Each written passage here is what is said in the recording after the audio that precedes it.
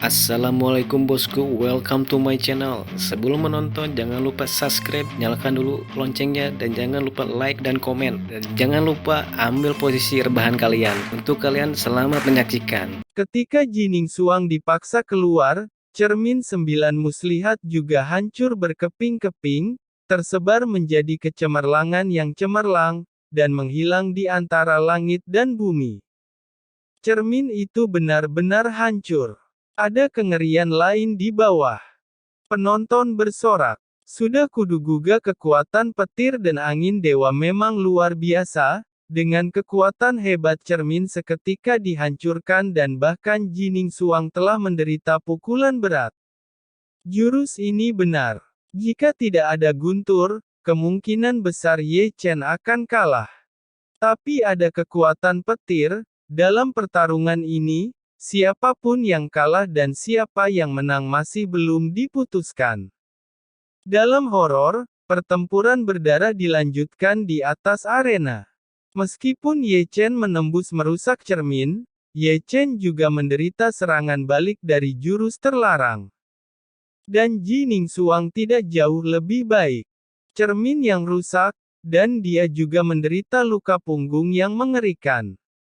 Dia juga ditusuk bahunya oleh pedang Ye Chen. Ada guntur dan kilat di sekitar bekas luka itu, dan tubuhnya masih meninggalkan petir, bahkan jika dia hebat, dia tidak dapat menyembuhkan lukanya dalam waktu singkat. Namun, bagaimanapun juga, dia adalah tubuh mistik yang melegenda.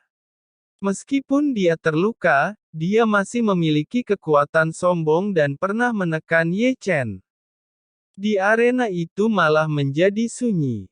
Pada saat ini, siapa yang berani cemburu pada Ye Chen, murid ini yang hanya di tahap inti manusia, bukannya tidak malu seperti yang mereka katakan, melainkan tidak terduga dan mampu melawan tubuh roh mistik selama 200 putaran tanpa kalah, dan juga melukai tubuh misterius beberapa kali. Kekuatan semacam ini. Wu Changqing bergumam, apakah dia masih orang yang sama dengan pecundang waktu itu telah diusir di sekte? Di luar arena, kulit Wu Changqing telah memutih lebih dari sekali.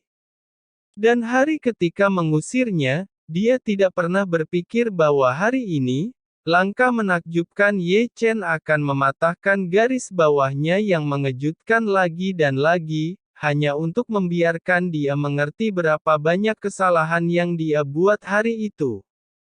Kadang-kadang, dia juga berpikir bahwa jika dia memperlakukan Ye Chen dengan baik, atau membantu Ye Chen memperbaiki dantian, mungkin atas namanya, akan ada seorang jenius tak tertandingi dengan bakat yang bukan tubuh roh mistik. Apakah langit mengolok-olok saya? Setelah penyesalan, Wu Changqing mengertakkan gigi lagi. Dia tidak bisa menerima kesalahannya, dan bahkan tidak bisa menerima kesalahan besar yang telah dia buat. Karena itu adalah kesalahan, biarkan sampai akhir dan biarkan Ye Chen lenyap dari muka bumi ini. Niat Wu Changqing untuk membunuh tidak lagi di bawah Cheng Kun. Boom! Di atas arena, Ye Chen dan Jining Suang sudah terserang pukulan, dan mereka terkejut ke kedua belah pihak. Di satu sisi, Ye Chen sangat seram seperti asura yang merangkak keluar dari neraka. Di satu sisi, tubuh Jining Suang berlumuran darah, pakaiannya rusak, dan pakaian putihnya abadi. Pada saat ini, dia juga menjadi malu, dan napasnya menjadi sangat tidak teratur. Apakah dia adalah iblis? Mulut Jining Suang berdarah, dan dia bertanya pada dirinya sendiri lebih dari sekali di dalam hatinya. Dia sombong, karena dia adalah tubuh mistis yang langka selama ribuan tahun. Dia percaya diri dan percaya diri dengan teman-temannya, tetapi kesombongan dan kepercayaan diri ini telah dihancurkan oleh Ye Chen. Ye Chen hanyalah ranah tahap inti manusia. Tidak hanya dia selamat dari 3 putaran, mengejutkannya lagi dan lagi, dapat memukulku lagi dan lagi. Apakah ini benar-benar takdir? Jining Suang diam-diam menatap Ye Chen yang berlawanan. Suang, di kursi tinggi, melihat hati Jining Suang sedikit terpana, Cheng Kun di kursi tinggi berkata lagi, Suang, kau mau menunggu sampai kapan? Jangan lupa kau adalah murid sekte Zeng Yang. Bunuh dia. Jining Suang menghela nafas dalam hatinya, tapi dia berbalik dan mengeluarkan pedang pembunuh dengan aura cahaya. Pedang itu memiliki 3 warna kecemerlangan, dan suara melolongnya keras. Begitu pedang dicabut, itu membuat banyak murid gemetar karena pikiran. Karena ini merupakan karma di antara kita maka hancurlah kau, Jining Suang berkata dengan acuh tak acuh, dan kemudian menghilang seperti hantu. Muncul lagi, dia sudah berada dekat Ye Chen, dan dia tidak bisa membantu tetapi memotong dengan pedang. Karena ini sebab dan akibat, harus ada akhir. Ye Chen tidak mundur, dia agresif dan mendominasi. Tiba-tiba, tinju Ye Chen menjadi kabur. Ini tidak bisa dihitung. Jining Suang memukul pedang, seolah-olah prasasti jiwa telah memukul pedang, matanya menghitam, dan pikirannya menderu dan meledak. Pada saat ini, Jining Suang menembak satu demi satu. Pedang roh misterius terus-menerus menyerang tubuh Ye Chen. Setiap kali dia memotong pedang, Ye Chen akan memuntahkan darah, yang merupakan jiwa yang terluka parah. Ye Chen bergumam, apakah itu adalah pedang yang dapat menyerang jiwa? Jiwa terus-menerus terluka, sehingga Ye Chen dapat melihat melalui saat ini, pedang Jining Suang adalah senjata yang didedikasikan untuk menyerang jiwa. Ya, dalam kontemplasi, Jining Suang menyerang lagi dengan pedang. Melihat ini, Ye Chen tidak mundur, dan yang mengejutkan, Ye Chen tidak memiliki pertahanan, dan maju ke depan naga gila yang mengaum. Karena dia tidak pernah berharap Ye Chen akrab dengan jurus yang menyakiti jiwa. Namun, pada saat ini, Ye Chen menerkam seperti hantu, dan tongkat besi yang didedikasikan untuk menyerang jiwa juga muncul di tangannya saat ini. Pedang roh bersiul, tongkat besi berdengung, dan keduanya menembak pada saat bersamaan. Ye Chen dipukuli oleh Jining Suang dan Jining Suang dipukul oleh Ye Chen. Segera, Ye Chen dan Jining Suang muntah darah. Apakah tongkat besi itu didedikasikan untuk menyerang jiwa? Dalam kemunduran, Jining Suang tampak terkejut dan jatuh tanpa sadar di tongkat besi di tangan Ye Chen. Dia bisa dengan jelas merasakan bahwa dia telah dipukuli oleh Ye Chen sebelumnya. Tongkat besi, mengapa itu terlihat begitu akrab? Di atas awan, Fuya menyentuh dagunya dan melihat tongkat besi di tangan Ye Chen dengan sangat hati-hati. Dong Huang Taixin berkata, itu adalah tongkat penghancur dewa. Dia mendapatkannya dari lelang yang diadakan di Sekte Tianxuan. Tiba-tiba ekspresi Fuya menjadi sangat indah. Saat keduanya berbicara, pertempuran antara Ye Chen dan Jining Suang di atas arena telah memasuki pertempuran sengit. Mereka memiliki senjata yang didedikasikan untuk menyerang jiwa manusia. Meskipun mereka cemburu satu sama lain, pertempuran juga berapi-api. Tongkat dan pedang saling beradu. Dengan tabrakan terakhir, tongkat besi di tangan Ye Chen dan pedang di tangan Jining Suang keduanya terbang keluar, dan Ye Chen dan Jining Suang juga dipisahkan. Tingkat jiwanya sebenarnya sangat tinggi. Jining Suang berkeringat, dan matanya sebagian besar terkejut, dia kewalahan, tetapi Ye Chen, yang berlawanan, masih tidak jatuh. Namun, jika dibiarkan sebelumnya, Ye Chen mungkin telah jatuh. Alasan mengapa dia menyesali pedang yang memotong jiwa berkali-kali tanpa gagal, bukanlah seberapa tinggi level jiwanya, semua ini karena kekuatan roh yang dimasukkan ke dalam jiwanya. Jika bukan karena ini, dia akan berjuang dengan begitu banyak pukulan keras. Tapi meskipun begitu, kondisi Ye Chen tidak terlalu baik. Kesemutan dari lubuk jiwa tak terlupakan. Dengungan di benaknya ada dari awal hingga akhir. Pada beberapa kesempatan, Ye Chen merasa seperti akan meledak. Para penonton bersua. Sudah hampir 400 ronde, dan sampai saat ini belum bisa dipastikan siapa yang akan menjadi pemenangnya. Saat keduanya tersentak, suara horor berlanjut di tempat tersebut. Ye Chen itu benar-benar tak terkalahkan. Tubuh roh mistik ternyata juga bukanlah kultivator yang tak terkalahkan. Meskipun hal dasar yang dia dengar adalah kejutannya sendiri, Ye Chen di atas arena masih menatap Jining Suang. Tubuh misterius roh mistik, dia telah belajar lebih dari sekali dalam pertempuran, lapisan rahasia teror yang tak ada habisnya, masing-masing sangat berbahaya, dan jika mereka tidak hati-hati, mereka akan dimakamkan di medan perang. Selain itu, sampai sekarang, Jining Suang belum menggunakan senjata spiritualnya, dan dia tidak bisa membayangkan berapa banyak kartu yang tidak dia gunakan. Ye Chen memutuskan bahwa mantan kekasihnya pasti salah satu musuh mengerikan yang dia temui. Suang bunuh dia dengan senjata spiritual. Ketika keduanya berhenti berkelahi sebentar, suara Cheng Kun datang lagi dari kursi tinggi. Dia benar-benar tidak sabar. Dia benar-benar tidak sabar untuk melihat Ye Chen mati. Senior Zhuge mencibir, mereka yang sedang bertarung tapi kau terus saja ikut campur. Sudah berapa kali ku dengar kau memerintahkan Jining Suang untuk membunuh Ye Chen. Bagaimanapun juga kau adalah kepala sekte, apa kau tidak mampu bertoleransi? Apa kau tidak bisa belajar dari sekte Heng Yue?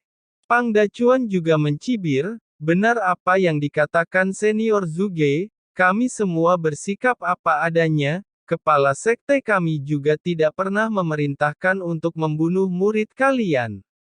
Ulahmu itu tidak ada habisnya. Ditegur senior Zhuge dan Pang Dacuan, wajah tua Cheng Kun tiba-tiba menjadi sangat dingin. Cheng Kun masih berteriak, bunuh dia, lakukan ritual dan keluarkan senjata spiritualmu untuk membunuhnya, sudah mengabaikan identitasnya. Dan seluruh pria itu melompat. Suara gemuruh terdengar di antara penonton, dan dia memerintahkan Jining Suang untuk mengorbankan senjata spiritual.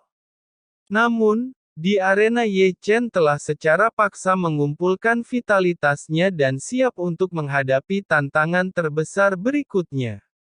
Ye Chen sama sekali percaya diri untuk dapat memblokir senjata spiritual es dari pemilik tubuh roh misterius itu. Namun, sebaliknya Jining Suang memiliki ekspresi ketidakpedulian, dan alisnya tidak memiliki aura cahaya berkedip. Jining Suang adalah murid peringkat pertama sekte Zeng Yang. Selama 1000 tahun hanya ada kultivator tubuh roh mistik, tidak perlu sampai mengeluarkan senjata spiritual untuk membunuh kultivator di tahap inti manusia. Jawabannya negatif. Bukan karena Ye Chen adalah mantan kekasihnya, tetapi karena dia juga memiliki harga dirinya sendiri. Dia tahu bahwa begitu senjata spiritual keluar, Ye Chen akan mati, tetapi begitu senjata spiritual keluar, itu juga menunjukkan bahwa dia sudah kalah, yang disebut kebanggaan akan hilang. Dalam sorotan, dia telah melipat tangannya, tetapi alih-alih mengeluarkan senjata spiritual, dia perlahan menggerakkan sidik jarinya. Mata 9 langit muslihat. Ketika segel Jining Suang diselesaikan, dan ketika kata terakhirnya diucapkan, ruang di atas kepalanya bergetar, dan energi berkumpul ke segala arah, membentuk mata besar. Pupil mata besar itu sangat aneh, di antaranya ada ki awan 3 warna yang mengalir, dan rune sedang berjalan, yang memberi banyak tekanan, seolah-olah sekilas, ada perasaan ditelan di tempat. Di atas awan Dong Huang Taixin berkata, lagi-lagi merupakan kekuatan supranatural dewa. Sudah banyak kekuatan supranatural dewa yang berhasil dihadapi Ye Chen, apa kali ini Ye Chen masih mampu menghadapinya? Selain itu, Fu Ya menghela nafas. Saat keduanya berbicara, platform pertempuran di bawah mulai retak, dan sepertinya mereka tidak tahan dengan paksaan. Di sisi yang berlawanan, mata Ye Chen menyipit sejenak, dan ekspresinya langsung bermartabat hingga ekstrim, karena Ye Chen merasakan gemetar jiwa dari jurus mata sembilan langit. Segera, mata sembilan langit bergetar, dan kemudian sinar cahaya berkumpul sangat dekat, mengembun menjadi cahaya ilahi tiga warna, dan langsung menuju Ye Chen untuk menembak. Mungkin kekuatannya terlalu kuat, dan ruang terdistorsi. Melihat ini, Ye Chen buru-buru menggenggam pedang, dan berdiri di depannya untuk memblokir. Energi tiga warna menghantam langit tanpa bias. Boom! Kemudian, raungan keras berdering, dan platform pertempuran keras ditinju keluar dari lubang yang dalam, sementara Ye Chen berada di lubang yang dalam, dan ketegangan keras juga Ye Chen dibuat terbang. Memanjat keluar dari lubang yang dalam, Ye Chen memuntahkan darah lain sebelum dia berdiri diam. Ye Chen berkata, aku akan mati jika tidak menggunakan jurus pamungkasku. Ye Chen mengertakkan gigi dan berkata bahwa dia pikir dia tidak bisa menghentikan serangan yang kedua. Tiba-tiba, Ye Chen mengalihkan pandangannya ke tubuh Jining Xuang, dan dia siap menggunakan jurus terlarang mata roda abadi.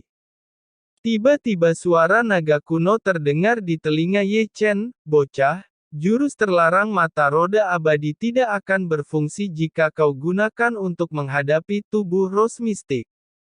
Tidak berfungsi, bagaimana kau mengetahuinya? Ye Chen tertegun di dalam hati. Ye Chen tahu bahwa jiwa naga kuno ada di bawah tanah, tetapi yang mengejutkannya mengetahui jurus terlarang mata roda abadi, yang ternyata tidak efektif melawan tubuh roh mistik itu. Ye Chen bertanya dengan tergesa-gesa, menyebarkan suara hati. Sang naga kuno menjawab, karena di dalam tubuh roh mistik dialiri darah klan dewa. Pada zaman kuno, klan abadi selalu dikalahkan ketika berperang dengan klan dewa. Karena klan abadi membangkitkan mata roda abadi, keadaannya pun berbalik, klan dewa akhirnya dikalahkan dan mereka pergi meninggalkan alam semesta ini. Karena kebencian klan dewa sangat mendalam pada mata roda abadi, klan dewa pun mengirimkan kutukan yang unik pada mata roda abadi. Ketika kau menggunakan jurus terlarang mata roda abadi, kau akan memicu kutukan lama itu. Ye Chen berkata, kau pernah berkata, mata roda abadi juga tidak berfungsi jika digunakan untuk menghadapimu, sang naga kuno. Apa kau juga pernah memberi kutukan pada mata roda abadi ini? Sang naga kuno menjawab, bisa dibilang seperti itu. Mata roda abadi adalah jurus andalanku yang pertama, lalu aku harus menggunakan jurus apa lagi untuk mengalahkan tubuh roh mistik. Sang naga kuno berkata, jangan panik, dengarkan aku sampai selesai. Naga kuno tersenyum, meskipun jurus terlarang mata roda abadi tidak berfungsi pada tubuh roh mistik, bukan berarti bahwa itu tidak berfungsi untuk menghancurkan jurus terlarang sembilan mata langit. Fokuslah pada target yang tepat, agar tidak menghamburkan umurmu dan menarik kutukan yang menakutkan. Mengerti? Aku mengerti. Sang naga bergumam, aku masih mengandalkanmu untuk menyelamatkanku dari segel, jangan sampai kau mati. Di bawah perhatian semua orang, mata sembilan langit yang tergantung di atas Jining Xuang masih bergetar, dan paksaan yang kuat membuat banyak orang di tempat kejadian merasakan tekanan yang dalam. Melihat posturnya, sulit bagi Ye Chen untuk memblokir pukulan berikutnya. Jurus tertinggi dari tubuh roh mistik, Ye Chen cukup bangga untuk memblokir pertama kalinya tanpa mati. Namun serangan yang kedua kalinya tidak memungkinkan. Di atas arena, Ye Chen telah menutup mata kirinya sedikit. Mata roda abadi, terbukalah. Mata roda abadi,